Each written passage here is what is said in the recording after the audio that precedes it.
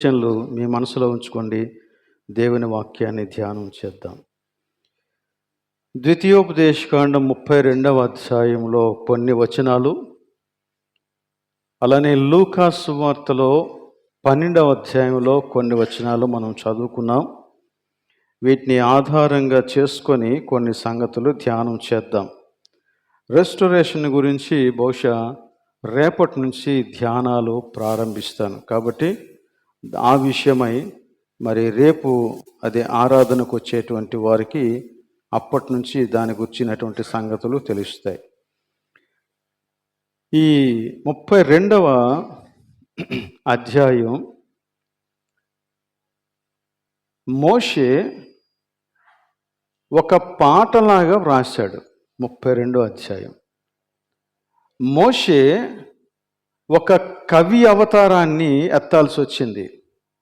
మన ప్రేమానంద్ గారిలాగా కవి అవతారాన్ని ఎందుకు ఎత్తాడో తెలుసా? ఎందుకు ఎత్తాడంటే దేవుడు ఆజ్ఞాపించాడు. దేవుడు ఆజ్ఞాపించి ఇంతవరకు నా ప్రజల జీవితంలో ఏం జరిగిందో వారు మర్చిపోకూడదు.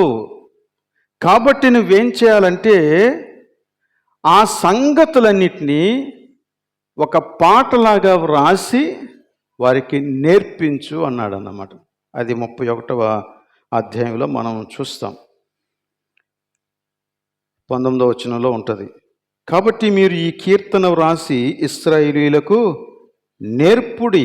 ఈ కీర్తన ఇశ్రాయేలీయుల మీద నాకు సాక్షార్థముగా ఉన్నట్లు దానిని వారికి కంఠపాఠం చేయించము. నేర్పించటం, పూర్తిగా కంఠస్థం చేయించటం జరగాలంట. కాబట్టి ఇప్పుడు దేవుడిచ్చినటువంటి జ్ఞానంతో, దేవుడిచ్చినటువంటి అనుభవాలతో మోషే ఈ పాట వ్రాసి ఇశ్రాయేలీయులకు నేర్పించాడు. ఇందులో 3 ప్రధానమైనటువంటి విషయాలను గురించి ప్రస్తావించాడు. వాటినే మనం ఇందాక చదివినటువంటి వచనాల్లో మనం చూస్తాం. మొదట ఏం చెప్పాడంటే పూర్వ దినములను జ్ఞాపకం చేసుకోండి అన్నాడు. ఫస్ట్ థింగ్, జ్ఞాపకం చేసుకోండి. పూర్వ దినాలను జ్ఞాపకం చేసుకోండి. ఒకవేళ మీకు పూర్వ దినాలలో ఏం జరిగిందో అర్థం కాలేదా, తెలియలేదా, అయితే మీ తండ్రులను అడగండి, మీ పితరులను అడగండి, అడిగి తెలుసుకోండి అంటున్నాడు అన్నమాట. జ్ఞాపకం చేసుకోండి, ఇది చాలా అవసరం అన్నాడు. రెండవది, ఈ జ్ఞాపకం చేసుకోండి అనేటువంటి విషయంలో ఈ 3 సంగతులు చెప్పాడు. ఏంటి ఆ 3 అంటే, 1, నీ దేవుని వలన నీవు ఏర్పరచబడినటువంటి స్వాస్యము అన్నాడు మొదటిది. రెండవది ఏమన్నాడంటే, నీవు దేవుని స్వాస్యమైన తరువాత నీ ప్రయాణమంతటిలో దేవుడు నిన్ను కనుపాపవలే కాపాడాడు అని చెప్పాడు. మూడవది ఏం చెప్పాడంటే, నీ ప్రయాణములో దేవుడు నిన్ను కనుపాపవలే కాపాడినప్పటికీ నీవు కనుపరిచిన అవిధేయత వలన దేవుడు నిన్ను ఎలా మోసుకురావాల్సి వచ్చిందంటే, పక్షిరాజు తన గూడు రేపి తన పిల్లలపైని అల్లాడుచు రెక్కలు చాపుకొని వాటిని పట్టుకొని తన రెక్కల మీద వాటిని మోయినట్లు యెహోవా వానిని నడిపించెను. ఆ క్రింద మాట, యెహోవా మాత్రము వాని నడిపించెను అని చెప్పాడు. 3 విషయాలు చెప్పాడు అన్నమాట. ఈ మొత్తం కథంతా కూడా నెహెమ్యా ఒక అధ్యాయంలో రాసి పెట్టేశాడు. అబ్రహాము దగ్గర నుంచి నెహెమ్యా వరకు కొన్ని వందల సంవత్సరాల చరిత్ర అంతా ఒక్క అధ్యాయంలో నెహెమ్యా రాసి పెట్టేశాడు. ఎందుకంటే వారికి బోధ కలగాల, వారికి తెలియాల, గతంలో ఏం జరిగిందో వారికి తెలియాల. ఎందుకంటే మోషే నేర్పించిన విషయం అదే, దేవుడు మోషేకు నేర్పించమని చెప్పినటువంటి సంగతి కూడా అదే.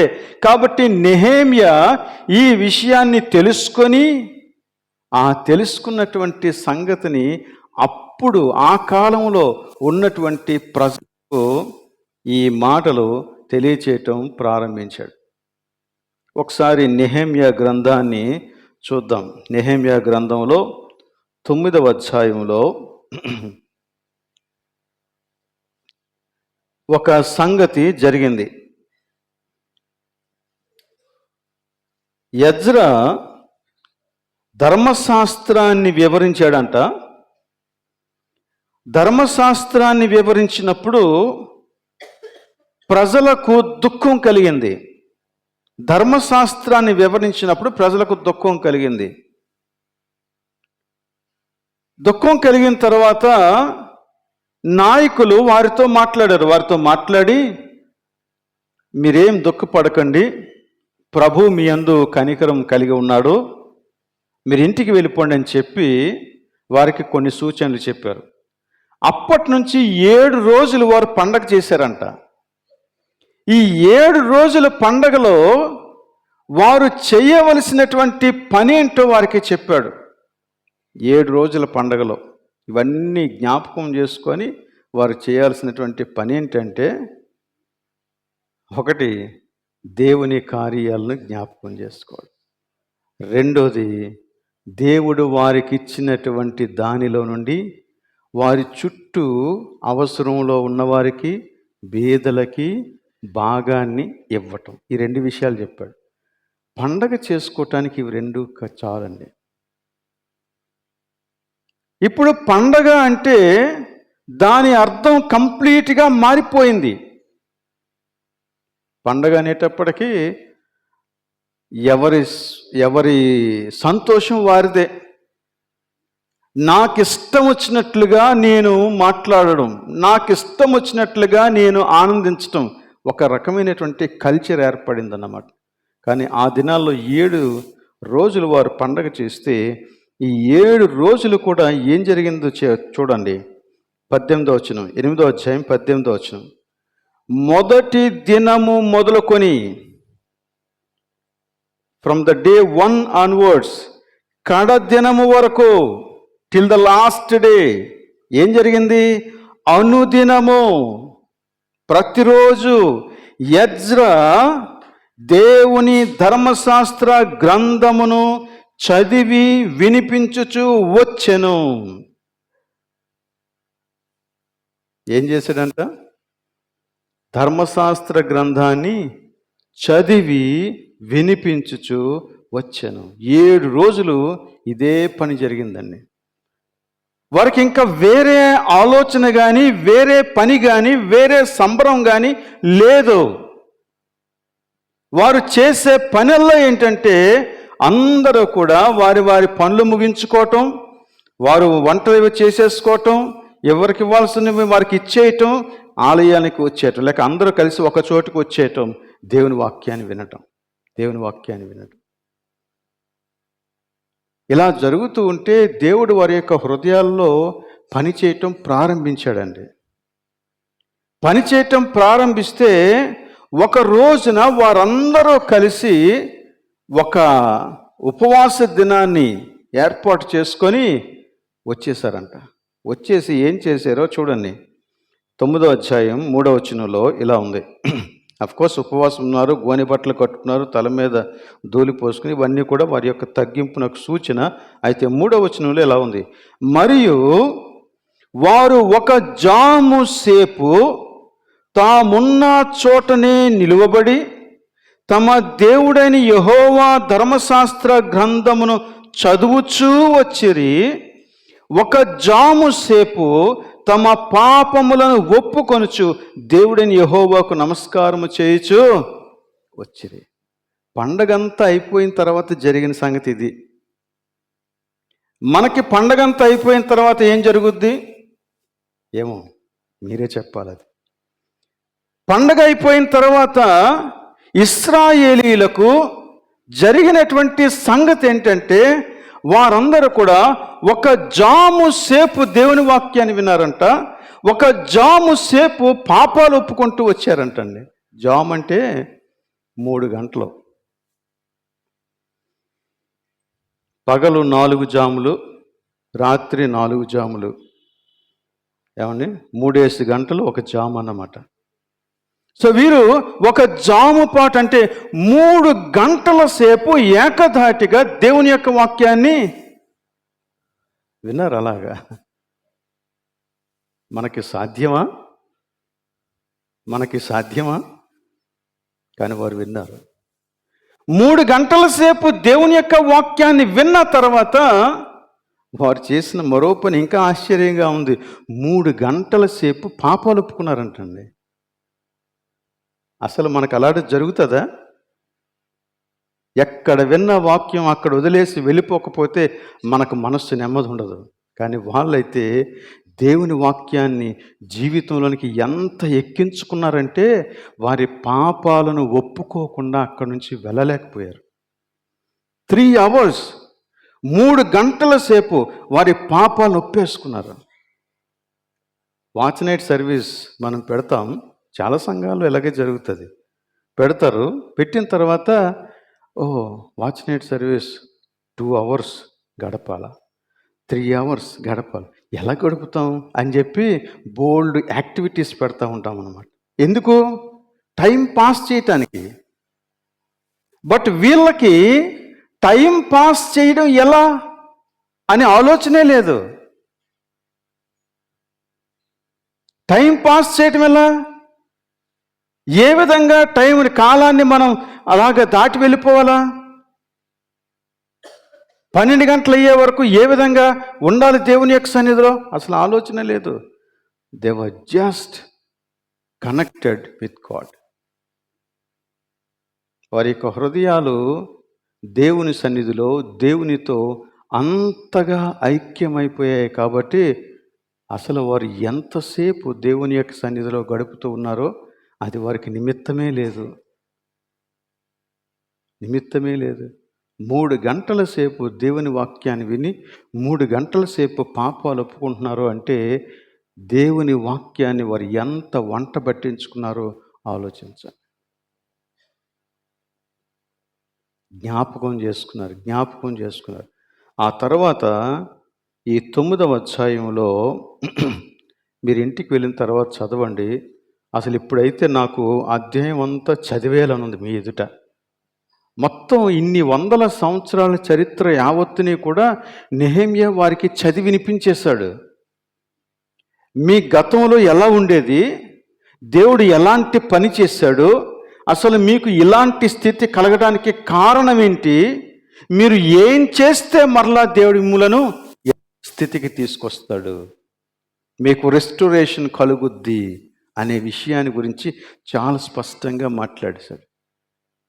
మరి ఇంటికి వెళ్ళిన తర్వాత బహుశా ఈరోజు అవ్వకపోవచ్చు, బహుశా రేపు ఉదయం ఆరాధన అయిపోయిన తర్వాత మధ్యాహ్నం నుంచి ఫ్రీగా ఉంటారు కదా, ఆ టైంలో ఈ అధ్యాయాన్ని పూర్తిగా చదవండి, మీకు తెలుస్తుంది. గతాన్ని జ్ఞాపకం చేసుకోవటం అందుకే అవసరం. నీ దేవుని గురించి నీకు తెలుస్తుంది. నీ గతంలో నీ దేవుడు ఎంత నమ్మకమైన వాడో అది నువ్వు గ్రహిస్తావు. అందుకే గుర్తు చేసుకోవాలి గతం.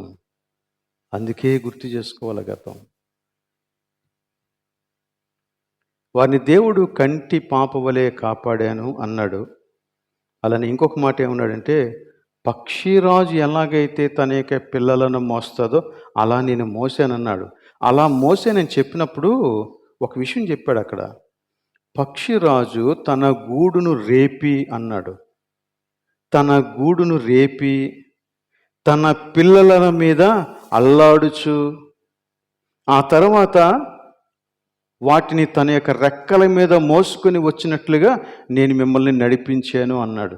ఈ మొత్తం సీన్ అంతా కూడా మీరు జాగ్రత్తగా గమనిస్తే ఇది పక్షిరాజు తన పిల్లలకు స్వయంగా ఎగరటం నేర్పించేటువంటి శిక్షణా కార్యక్రమం అది.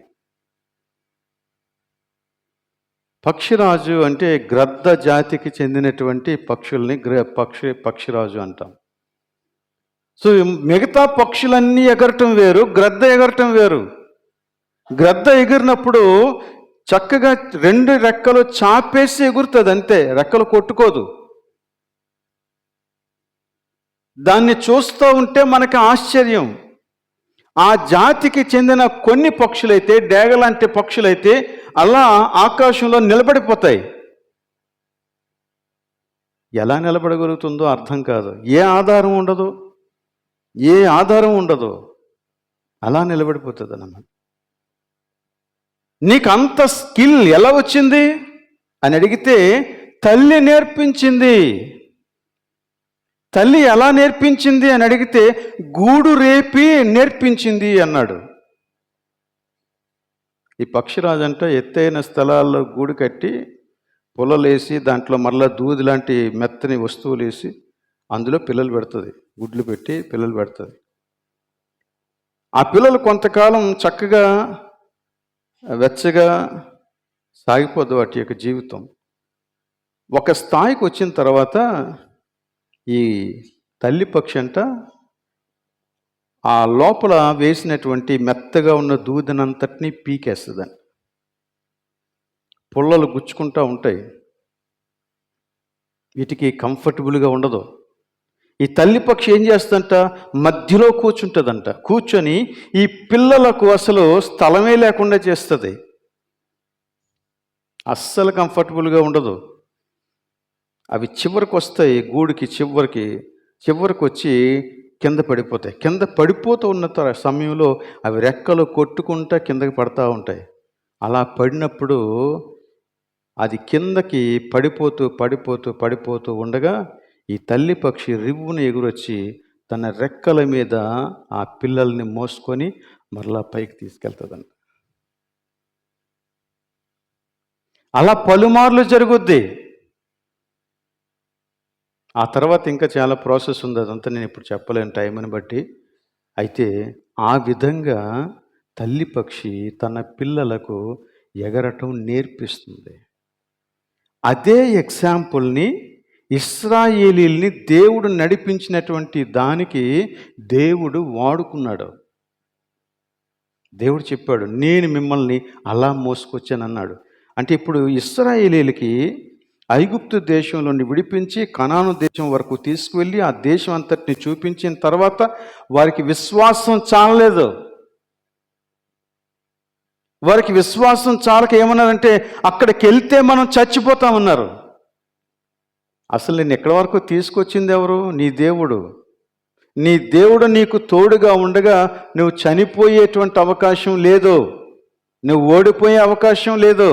దేవుడు నీతో ఉంటాడంతే. కానీ వారికి విశ్వాసం చాలలేదు. వాళ్ళందరూ గోల చేశారు. ఒక్క యెహోషువ కాలేబుడు తప్ప మిగిలిన వారందరూ కూడా ఎలుగెత్తి ఏడ్చారంట. మరి ఎంత గట్టిగా ఏడ్చారో అది తెలియదు. కొన్ని లక్షల మంది ఎలుగెత్తి ఏడ్చారట. అప్పుడు దేవుడు ఏమన్నాడంటే వెనక్కి వెళ్ళమన్నాడు. ఇప్పుడు కథ మారిపోయింది. 40 సంవత్సరాలు అరణ్యంలో వారు శోధించబడ్డారు. 40 సంవత్సరాల కాలం. ఒకవైపు దేవుడు కృపనిచ్చాడు, మరోవైపు దేవుడు వారిని క్రమశిక్షణలో పెడుతూ వారికి నేర్పిస్తూ ఉన్నాడు విశ్వాసాన్ని ఎలా కలిగి ఉండాలో. ఈ 40 సంవత్సరాల కాలం వారు అరణ్యంలో తిరిగినప్పుడు వారికి మన్నా కురవడం ఆగిపోలేదు. ఏ కంఫర్ట్ దేవుడు తీసేయలేదు. కానీ అదే సమయంలో వారిని ప్రభువు ఒక క్రమశిక్షణలో పెట్టడానికి 40 సంవత్సరాల పాటు వారిని అనేక విధాలుగా శోధించారు. వారి మాటే వినలేదు. ప్రభువు వారిని నశింపచేయటానికి అలా చేయలేదు, కానీ వారిని ఇంకా బలమైన వారిగా చేయటానికే ఆ విధమైనటువంటి క్రమశిక్షణ జీవితాన్ని వారికి ఇచ్చాడు అన్నమాట. ఈ రోజున మనలో కొంతమంది సంవత్సరాన్ని బహుశా ఎంజాయ్ చేసి ఉండొచ్చు. మరికొంతమంది ప్రభువా సంవత్సరాలు అయితే గడిచిపోతున్నాయి కానీ నా జీవితంలో పెద్ద మార్పు లేదు నాయన, ఎప్పుడు జరుగుద్ది ఇది, ఏ కాలంలో జరుగుద్ది, ఈ సంవత్సరం అయిపోతుంది, నెక్స్ట్ ఇయర్ చేస్తావా, నెక్స్ట్ ఇయర్ ఆశాజనకంగా ఉంటుందా నాకు అనే ఆలోచనలతో ఒకవేళ నిరుత్సాహంగా నీ జీవితాన్ని బట్టి నువ్వు కృంగిపోతున్నవేమో, ఈ రోజున తెలుసుకో, దేవుడు నిన్ను విడిచిపెట్టడు. దేవుడు నిన్ను విడిచిపెట్టడు. ప్రసంగి గ్రంథంలో ఒక మంచి మాట ఉంది, 3వ అధ్యాయంలో ఐ థింక్ 11వ వచనంలో ఇలా ఉంది, ఏంటంటే దేని కాలమున అది చక్కగా జరుగునట్లు సమస్తమును ఆయన నియమించాడు. సో దేవుడు నియమించిన కాలంలో అది తప్పక జరుగుద్ది. ఇశ్రాయేలీయులు అరణ్యంలో ఆగిపోలేదు, వారు ఖచ్చితంగా కానాను దేశం వెళ్ళారు. కానీ దేవుడు నియమించిన సమయంలోనే అది జరుగుద్ది. క్రొత్త నిబంధన గ్రంథంలో మనకి 3 విషయాలు కనబడతాయి. ముగ్గురు వ్యక్తుల్ని మనం చూడొచ్చు. కానా పెండ్లి విందులో మరియ కొరత కనబడగానే యేసుక్రీస్తు దగ్గరికి వచ్చి, అయ్యా ద్రాక్షారసం అయిపోయిందంటే యేసుక్రీస్తు ఒక మాట, అమ్మ నా సమయం ఇంకా రాలేదు. కానీ సమయం వచ్చినప్పుడు ఆయన అద్భుతం చేశాడు, వారి విశ్వాసం బలపడింది. అలాగనే అదే యోహాను సువార్తలో ఇంకొంచెం ముందుకెళ్ళి 5వ అధ్యాయంలో చదివితే బెతస్తా కోనేరు దగ్గర ఒక వ్యక్తి ఉన్నాడు. స్వస్థత కోసం 38 సంవత్సరాలుగా కనిపెడుతున్నాడు. అంటే యేసుక్రీస్తుకి బహుశా అప్పటికి 33 సంవత్సరాలు, కానీ ఆయన 38 సంవత్సరాలుగా, అంటే యేసుక్రీస్తు రాక ముందు నుండి కనిపెడుతూనే ఉన్నాడు.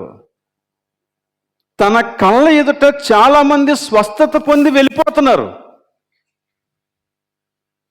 కానీ ఇతనికి స్వస్థత రావట్లేదు.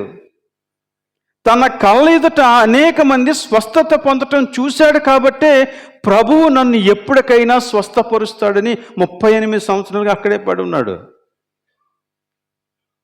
యేసుక్రీస్తు ఒకరోజు వెళ్ళి, నువ్వు స్వస్థపడాలనుకుంటున్నావా అని అడిగితే ఆయన ఎంత సంతోషించాడు.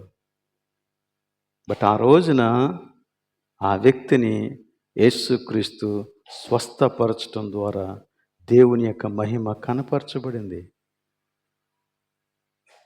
అలాగనే మరో సంఘటన కనబడుతుంది, అదే యోహాను సువార్త ఇంకొంచెం ముందుకెళ్తే 11వ అధ్యాయంలో లాజరు కనబడతాడు. లాజరుకి బాగలేదు అని కబురు వస్తే యేసుక్రీస్తు రిలాక్స్డ్గా ఒక 2 days అక్కడే ఉన్నాడంట. ఇదేంటి ప్రభువా అంటే, ఈ వ్యాధి మరణం కొరకు వచ్చింది కాదు, దేవుని మహిమ కోసం వచ్చింది, కాబట్టి కంగారు లేదు. ప్రభువు తానే లేట్ చేస్తున్నాడు, ఆలస్యం చేస్తున్నాడు. సరే 2 రోజులు అక్కడ ఉన్నాడు, ఆ తర్వాత 2 రోజులు ప్రయాణం అయిపోయింది, మొత్తం 4 రోజుల తర్వాత వచ్చాడు. లాజరేడి అంటే చనిపోయాడు ప్రభువా, సమాధి చేసి 4 రోజులు అయిపోయింది, తెరవండి అంటున్నాడు. వద్దు ప్రభువా, కంపు వస్తుంది. కానీ దేవుడు నియమించిన సమయం అది. లాజరు, మరణించిన లాజరు సజీవుడిగా బయటకు వచ్చాడు. దేవుడు నియమిస్తే అది జరుగుతుంది. మరి మనం చేయవలసింది ఏంటంటే ఆయన చిత్తానికి మనం అప్పగించుకోవటమే. మన విశ్వాసంలో మనం బలహీనమైపోకుండా ప్రతిరోజు ప్రభువు యొక్క సన్నిధిలో మన విశ్వాసాన్ని బలపరుచుకోవటమే. మన పాపములను ఒప్పుకుంటూ ప్రభు సన్నిధిని నిరంతరం ఆయనకు మనకి ఏది అడ్డు రాకుండా చూసుకోవటమే మనం చేయవలసిన పని. కాబట్టి దేవుని కార్యాలను జ్ఞాపకం చేసుకోండి. లూకా సువార్తలో ఆ మాట చెప్పాడు కదా, మీరు భయపడాల్సిన అవసరం లేదు. 5 పిచ్చుకలు కాసులకు అమ్మబడతాయి, కానీ మీకు ఒక విషయం తెలుసా? అందులో ఒక్కటి కూడా నా సెలవు లేకుండా నేలను రాలదు అన్నాడు. మీ తల వెంట్రుకలు ఎన్నో మీకు తెలుసా? కానీ మీ తల వెంట్రుకలు లెక్కించబడ్డాయి అన్నాడు. కాబట్టి దేవుడు అంతగా మనలను గూర్చి పట్టించుకుంటున్నాడు. మీరు భయపడితే ఒకే ఒక్క దానికి భయపడాలన్నాడు. ఎవరికి భయపడాలంట? దేవునికి మాత్రమే భయపడండి. దేహాన్ని చంపే వాటికి భయపడొద్దు. దేహము చనిపోయిన తర్వాత నిన్ను నరకములో పడద్రోయగల శక్తి గలవానికి భయపడు అంటున్నాడు. ఎందుకంటే నిన్ను విమోచించగలిగిన వాడు ఆయనే. నిన్ను విమోచించగలిగిన వాడు ఆయన. ఆయన కరుణా వాత్సల్యములు కలిగిన దేవుడండి. తన ప్రజలను ఆయన సర్వకాలము శ్రమలో విడిచిపెట్టడు. ప్రతిరోజు నీ ఎడల నూతనంగా తన వాత్సల్యతను కురిపించేటువంటి దేవుడు. కాబట్టి అలాంటి దేవుని చేతిలో నీ జీవితం పెడితే సంవత్సరాలు ఎన్ని మారిపోయినా you are safe. You are safe. దేవుడు అట్టి కృప మనకందరికీ దయచేయనుగాక. ప్రార్థన చేద్దాం. దయచేసి కన్నులు మూసుకొని ప్రార్థనలో ఏకీవించాలని కోరుతూ ఉన్నాను.